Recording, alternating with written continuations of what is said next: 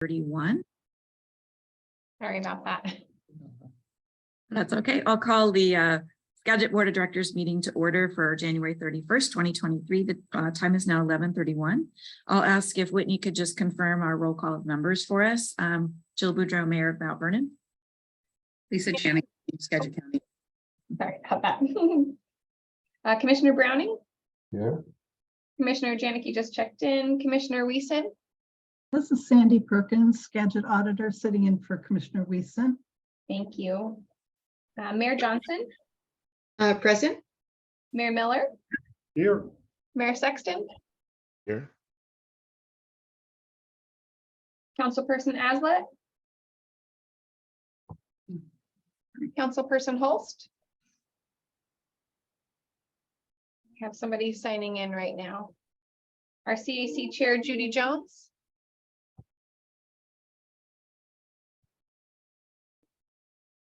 I have her logged in. Judy, can you hear us?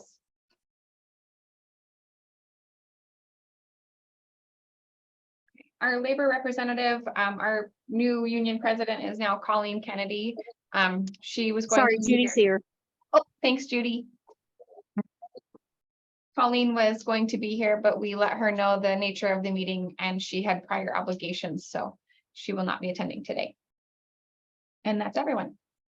Okay. Our third up is public comment. Is there anyone that would like to make public comment? Not sure who Samsung SM-G is, but this is an open time for that. Okay, seeing no public comment. Item 4 is an executive session. I'd like to invite the board into an executive session discussion for an initial time of about 30 minutes. This is under RCW 42.30.110, discussions with legal counsel regarding agency enforcement actions, litigation, or potential litigation to which Skagit Transit, the governing body, or a member acting in an official capacity is or is likely to become a party when public knowledge regarding the discussion is likely to result in adverse legal or financial consequence.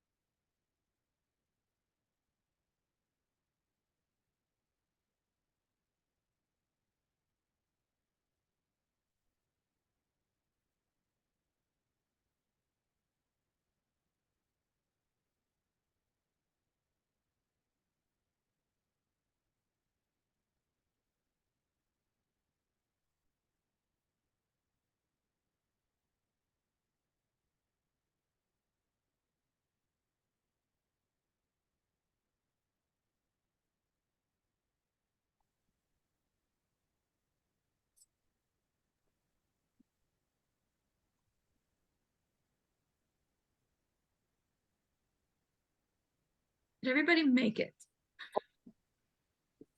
Wow. Looks like Dale's still trying to make it in. While he's doing that, I'm going to share my screen.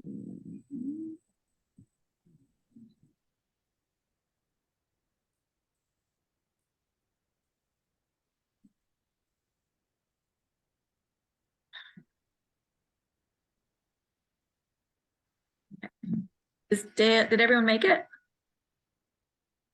It looks like it. Yeah, I think we're all here. Okay, thanks. Can't see everybody at one time. Okay, so as board chair, I've spent a lot of time with staff, the KVA project manager team. Perkins Cooley has been in part of the discussion, and HB Hansen, on just getting a grasp on how to move the whole MOA one forward to get it to the finish line. So what I thought I'd do is share some information with all of you, and then we've got hopefully some decision points to make today to just get us to moving forward. Okay, so, and I try to make it as kind of as synopsis as possible on really what do we as board members need to know to make these decisions responsibly. So just chime in if you have questions as we go through. So in a nutshell, we began the project in July of 2021. When the contract was awarded, there was a lot of questions between the contractor and the architecture. They're called RFIs. It's just requests of information. So it's like, we don't understand this drawing, or we have a question about, you know, all of this. So there was a lot of questions. I put failures, that's my word, in design. There's questions about the roof insulation idea, questions about the walls and the windows and how the wind was affecting it, the overhang of the structure in the front. I think we've all heard a little bit about this over the last several months about, you know, the engineering. So as we also know, the project was suspended while redesign was being conducted by TCF Architecture. And during that time, we're sitting there waiting for them.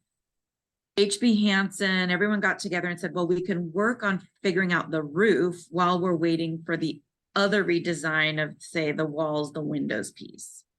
So at that time, there was a change order accepted for the roof, which was also broken into two parts. And as the board, we accepted the $1 million for the roof. And then the second part was flashing, and the trim part, that was just to get things going procurement wise. So the roof work started, okay? After we received the revised design, and we're talking kind of in general, the walls, windows issue, HB Hansen, as the contractor, they conducted their own internal constructability review. And that review was, can we build it based on this new revised design? And they said, yes, we can, okay? So where we're at now is the roof is completed, but we have, as Skagit Transit and the board, have not made a decision to complete the shell project in total and given direction yet to the contractor, okay? Another thing that for me came up was, yes, the revised design was received by TCF. Yes, the contractor says they can build it, but no one's looked at it as far as, are we all sure the engineering is okay now? Remember, we had a problem, then the same company kind of redid it, but there has not been a sort of third party just truth testing all of that yet. Okay. A little bit about where HB Hansen has met with them, and they were very transparent and honest. I think we had a very frank conversation. Their contract ends today. They have completed their roof work, as I understand it, that we contracted them for, and they really would like to finish the project. I'm going to finish the shell. Some of the things that we really need to consider as a board is that this project has had 113 requests for information. That's that. We're confused. Please, you know, please help us, like TCF, between the two. There have been 58 change orders. There have been 54 construction change directives and 11 project requests. And there's a quote in, when I went through all of these documents, there was a quote in there where HB Hansen said, this is a shell project that should have been quick and easy. And it's been absolutely not. And it's pretty unprecedented that they've had, I think, 3 suspensions at this point. So just kind of knowing what's occurred for a contractor. So here is the decisions that I'm bringing forward today. And I'll show you another, I know this is a lot of words, but I want to walk through them all. And then I've got a breakdown of where the money's gone at this point. I believe that we should have a third-party engineering review of the design. When I brought this up to the contractor in our meeting, they agreed that that would be a good idea. That could cost us, we think 10 to 15,000. This idea was discussed yesterday, so we still need to firm up how much that will cost us, but it's really looking at just the civil engineering parts and saying, yes, that actually will work. It's not redesigning anything, it's just trying to validate. The second decision to be made is, do we want to go ahead and authorize HB Hansen to finish the shell construction based on the revised design from TCF? HB Hansen received that, revised design. They did their constructability. Then they submitted to us how they can make that happen. And that was dated in November 29th of last year. And so they gave some pricing for like, here's how we get to the end. In a document that if we decide today, this is how we get them to get back to work. We accept the project request to change order proposal 53. Like that's the hope, okay? Because if we accept project request to change order 53, it's kind of dated on not only the pricing that at the time, but also the schedule. The schedule for them is it'll take them over 400 days to finish. You might go, what the heck? But it's all about procurement. It's about the custom windows that have to be ordered, 30 weeks of lead time for windows, that kind of thing. So it is what it is, okay? Because we don't have that updated, like, here's our ordered pricing, that's the third bullet. We would ask them to come within 30 days to kind of wrap it all up. Maybe it's the same price as they had in November. You never know. Maybe it's a little bit of an escalation. Maybe that's a 4% escalation, who knows? But until we kind of get them going, we're not going to have that firmed up price and a firmed up schedule. Maybe it's less than 440 days now, maybe, who knows? But we're kind of out of the time because the contract ends today. And they've actually spent the money that we've allocated, for them to do work. So those are 3 decisions, and I'll go back to that slide in a minute, but I thought it would be important to walk through the money piece in a succinct way. So the original construction contract, 2.8 million, okay? We've had change orders. So we're actually at a current construction contract amount of about 4.1 million. You hope you can see on the slide. Because I felt due diligence to share with the board, I bulleted out the change orders and what they were. If you take out the decision about the roof, which was it was a decision by the board, but if you take that out, our change orders have only been around 2%. So, and that's within, I would think, a normal contingency, budget, that there's nothing out of the ordinary. And what I wanted to show there was HB Hansen has done a good job, like for what they've been handed. And if you look at the costs, I think they've done a good job. After the current construction dollar amount, it has all these pay applications. That's just, that's how much we've paid out. That's our cash flow. We've paid out. We still have money to pay out on the original amount. And then we come down to the orange box. This is where, if we decide today to get to the end, we're forecasting about a 1.8 additional to HB Hansen. That's based on their proposal of the new design. Kind of, if I go back one slide, we're talking the number 2 bullet here. This is how they say they can get to the end based on the revised design, okay? So that's about 1.2 million in there from the November project request. And then there are a bunch of other change orders that are pending. So that's why it's 1.2 plus another 500,000-ish. And there are a few credits. So, but we're just trying to come to the board with saying, we think this is a reasonable estimate to get to the end. There is also a question about sales tax and sales tax exemptions. TCF has advised, but HB Hansen's not totally sure. So there could be a liability of a sales tax payment of about 336,000. Okay. So the estimated, like if we're to wrap it all up, we think in the end, it's going to be a $6.3 million project. And the overrun, in the way I did the overrun calculation, would be 34%. But what I did on the overrun was we as a board agreed to add in the roof. That's no fault of anyone. So we added in the roof. The overrun, as I see it at this point, is due to the redesign and trying to get that redesign constructed for the shell, the wall, the window, all that type of thing.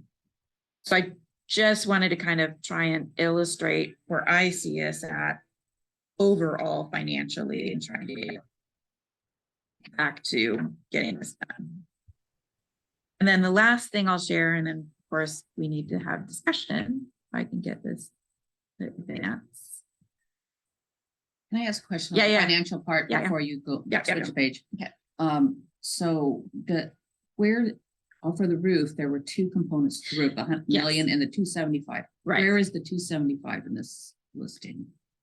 I believe that the 275 is in the That one, the orange 1.863. Okay, And the reason why the roof is two different amounts is it was broken up in consultation with the whole team, Skagit Transit, the contractor and everything, because if they went with the top and got those 4 items ordered and procured, finished the flashing and the trim, whatever the technical terms are. So the roof itself is a total of like 1.275.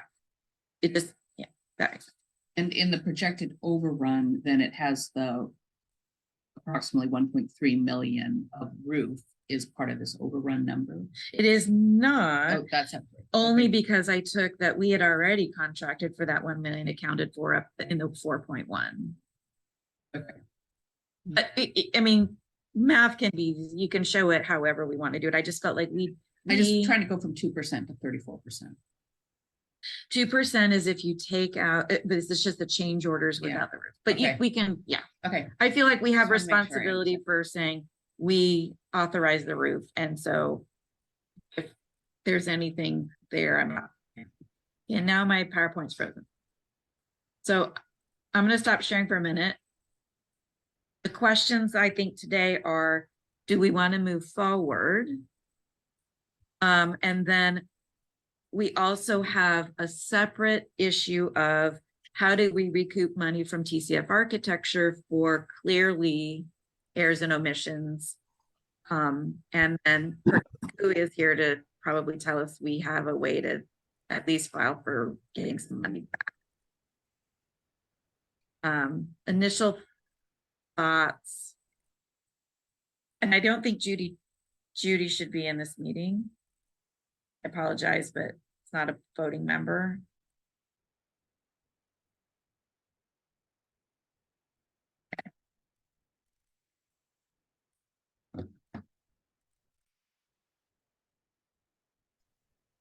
Thoughts from the board, or Dale, do you feel like I kind of said enough? I think you covered it very well. I might ask Andrew to touch a little bit on the TCF deal because that has been the big heartburn for all of us. And if he could just kind of give us an oversight of, we do have the ability in the future to recoup some money, but I'll let him address that. Yeah, sure. Thanks, Dale. So I'm meeting most of you for the first time, I think, but I'm Andrew Green. I'm an attorney in the Seattle office of Perkins Coie. I'm chair of our national construction practice. I do a lot of work with Washington public entities. And so I don't know if fortunately or unfortunately, but I often get involved in projects sort of like this one that are at a stage that I'm sure all of you are extremely frustrated with. I should also say, we're kind of new to this. We've been involved for a month or two working with Chris and Dale. You guys have a great team and a great board chair. So just a few kind of comments, and I'll be quick here. I 100% agree with Mayor Boudreau in that there's a number of things on this project that in my experience are really unprecedented. This is not a complicated project. So having major issues, constructability issues on a metal building project, I don't know that I've ever seen that before. Having issues that take months and months for an architect to resolve are pretty unusual. I can't tell you I've seen that before.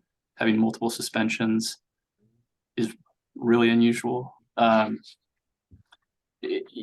so we've been kind of working with the team, kind of looking both backwards, what to do about what has happened to date and the added costs that you all have incurred and will incur. And then looking forward, about what the options are to finish phase one. And I think as Mayor Boudreau said, you really have one option to finish phase one. You either can terminate and kind of stop everything, but if you want to finish phase one, there's some change orders that have to get authorized. To Dale's kind of point, and I will start by saying I'm not an engineer. We haven't had an independent engineer look at this, but it seems pretty clear to me that there were major design issues on this project that have cost you a lot of money. And haven't quantified those yet, but it's in the millions, I think. You do have a right under your contract with TCF. TCF is Tacoma-based architecture firm. They have a pretty good reputation. They don't have a lot of issues. I would consider them to be a pretty good architect. They don't do a lot of projects like this, but they know what they're doing. Our assumption is that you will have a claim against them for design errors and omissions. So design services that fell below the standard of care. They have professional liability insurance that insures them for claims like that, that exists for your protection, that covers added costs and damages that result from problems with the design. So we think kind of next step is alerting them to that claim. They've sent you a number of bills that we don't think you should pay at this point. There's a protest procedure under your contract with TCF. And, we're kind of at the beginning stages of what will be a claim against TCF for, I think, many of these added costs. Got a question. Sure. Good. So, but without getting a third-party engineer, do you have enough now to go directly to TCF for claims based on, because you right away said you're not an engineer, but are we going to have to get a third-party engineer before we work those claims? I think you have enough now to alert TCF to the likelihood of a claim. You don't have enough yet to get their insurer to pay on that claim. And, the contract has a dispute resolution process that ultimately has mediation. So negotiated resolution as a condition precedent to litigation. I think you'll want to have an independent engineer look at this prior to getting to that stage, just because I've dealt with insurers in this context enough to know that if we want them to pay early, we need that. But I guess our working assumption is we'll send a letter initially that will be relatively short that says, we've got a problem, we're looking into it. While we're looking into it, we're not going to pay your bills. And we think the order of magnitude of the problem is in the millions. So please alert your insurer to the extent you haven't done so already. Got it. Thank you. Yes. Peter? First of all, Jill, thank you for doing a great job in getting this nice and clear. My concern is just having a building sitting there not finished forever when we really need to move forward. But at the same time, I want to make sure that the construction plan is to have a positive result. So yes, we should probably have somebody come in and do an evaluation, make sure that the direction forward would give us a positive outcome. So I would certainly be one of those who would say, let's keep moving forward. We need this building finished. We need to move on and then go back and rectify it with any possible resolution we can do through some sort of lawsuit. But I don't want to see the building just stop our movement. On the other hand, I want to make sure that with an evaluation by an architecture firm that make sure that we're going to end up with a good product, because this has been shocking. That's a 34% is not something you see very often. So but we need this building, so. Jill, is that way in? Jeff, do you- So to Peter's point, I think we do need the building, but we need to tread very carefully here. You know, I'm really hesitant to see construction go on prior to that third party engineering review. I think this is, you know, sometimes these projects just start downhill and they just snowball. And there's no way to get them under control. You just say, stop, let's make sure, let's do everything we can to verify we're on the right path going forward. The second thing I would say is with the numbers that were presented, that 34% is fun with numbers to me. When you look at the initial cost of 2.8 million, now we're at 6.3, we've doubled the cost. And the worst part of that is, while the initial cost was grant funded, largely, I believe, correct me if I'm wrong, the cost of that new roof was cash to Skagit Transit. That was not included in any grant funding. So, I mean, we're looking at $6.3 million for a $2.8 million project that we originally went out for grant funding for. Now, obviously, Andrew will have some ideas on how to recoup some of those dollars potentially, but that's truly where we are. And I think before we invest much further down the road, we need to just make sure we do all due diligence through engineering to make sure that this plan is actually the right plan and feasible and the right way for us to go before we invest further. Absolutely. Thank you. And you're right on the numbers. I was just like, you know, how fair are some of these? But you're right. Absolutely. Well, and just a reminder to the rest of the board, because Jill and I have lived this, you know, with staff, but the whole reason the roof became a change order is because the proposed design by TCF did not meet, was proven to not meet energy code. And that was taping rolls and rolls and rolls of insulation with that white sticky tape up to the ceiling between steel roof trusses and shoved up against a sprinkler or above a sprinkler system. So the number of perforations, I forget, Chris probably remembers, it's in the, you know, like 20,000 perforations that would have to be somehow filled with an insulating gun or something. And it was just, it would never meet the energy code and the testing. So therefore, a new roof became, when they first said a new roof, I'm like, you've got to be kidding me. That wasn't part of it, but that's the reason for a new roof. And we did approve that as a board, but that was the reason why, as you recall. So that will be part of the TCF plan. Yeah, and kind of along those lines, I think we also ran into issues where the support beams were, that was an issue, I think, for some of the awnings or where the roof was extending. So I wholeheartedly agree with Commissioner Browning and Mayor Sexton that it's spending 10 to 15,000 to have a third party come in may save us millions in heartache in the long run. So I agree. I think it's time that we do have a third party come in, do the assessment, and give us a better idea what direction we need to be moving in.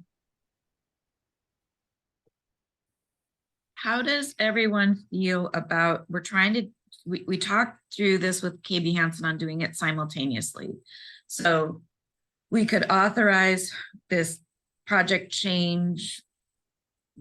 They throw around all these acronyms and I'm like, okay, just whatever HB Hansen proposed on November 29 to get us done, ER2 COP 53, right? And that's a dollar amount that's, you know, in their contract.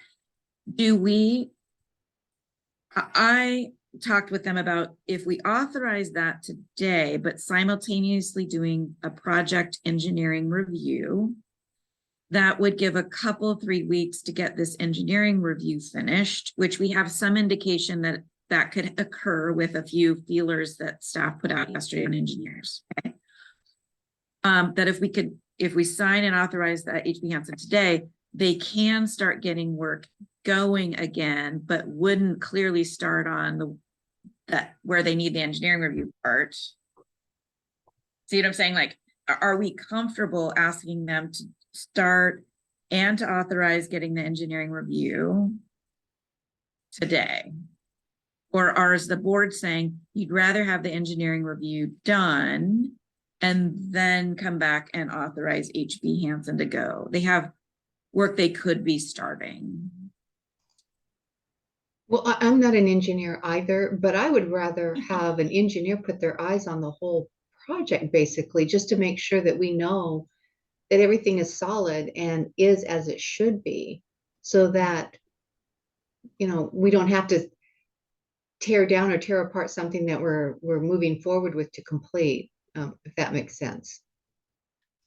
The one thing that's complicating this whole thing is that our contract ends with HB Hansen today.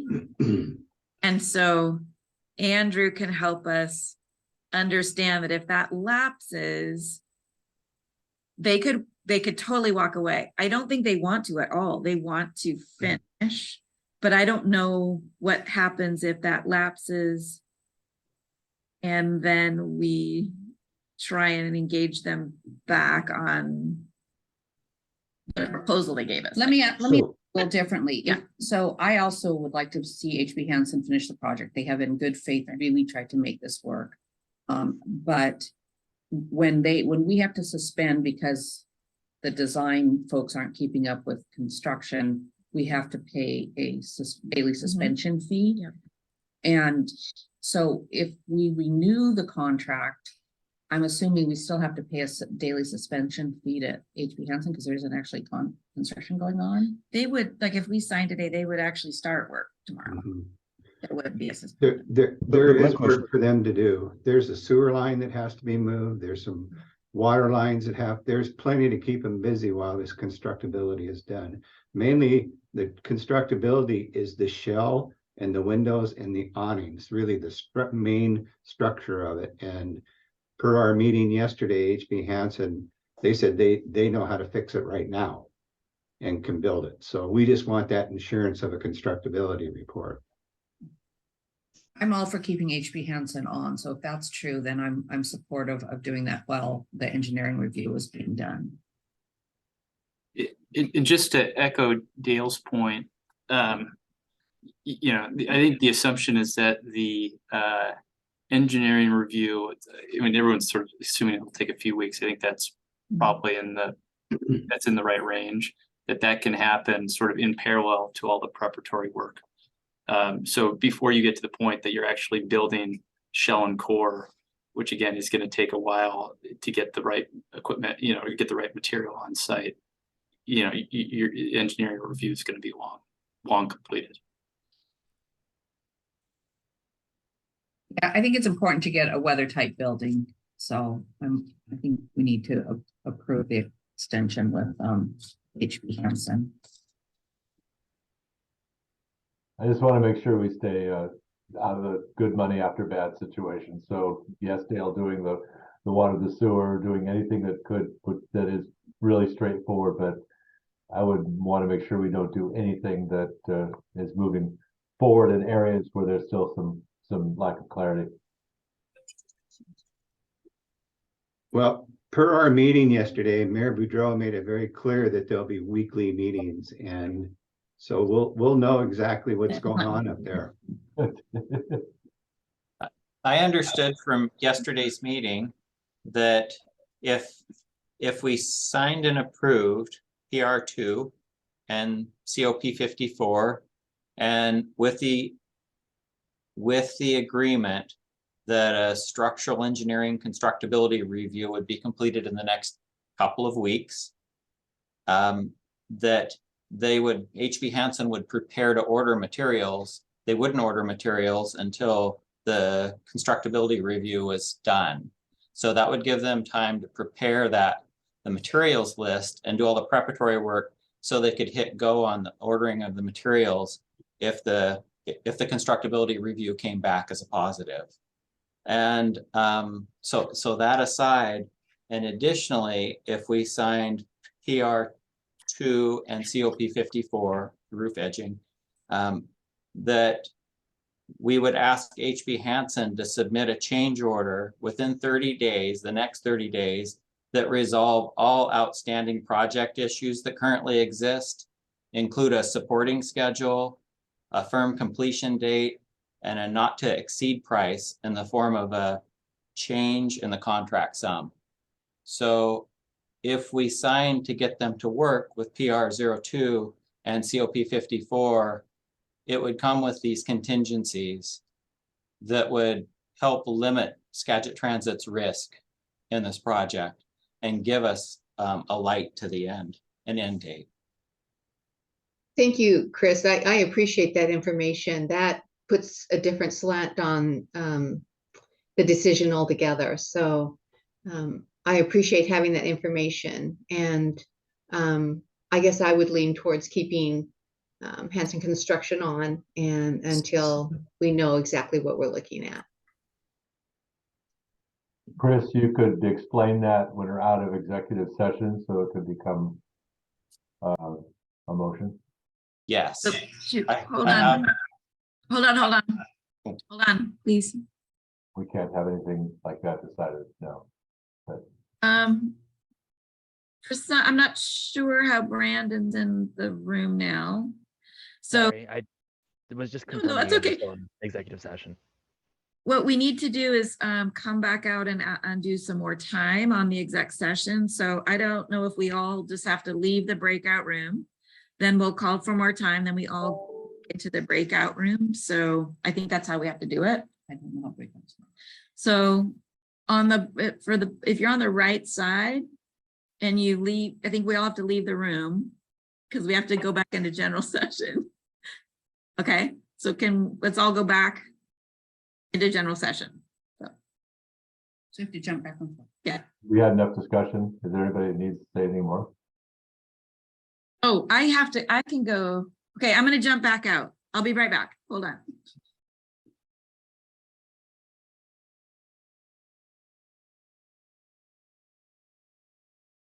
So everybody feels like we've got plenty of some total clarity on what's going on then. Okay, good.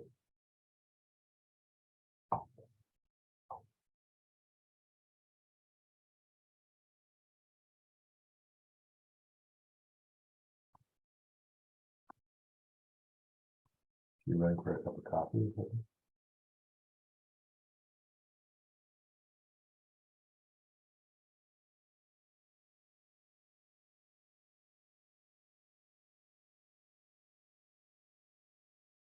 Okay.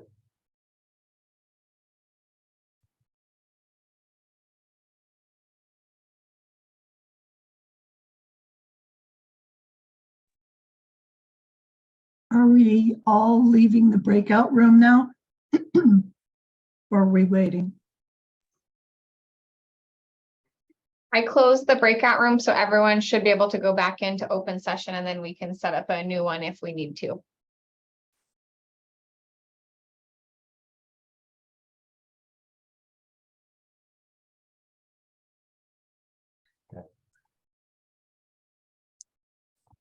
Hey, Whitney, I don't know if we have to do this all on camera, that we're gonna go back into an exec session for 15 minutes. Okay, I'll note that it's 12:10.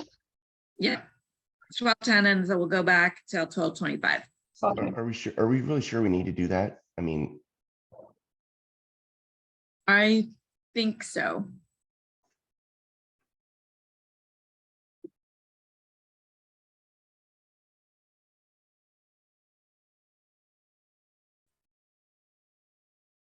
All right, the breakout room tab is there if members could go back into the breakout room.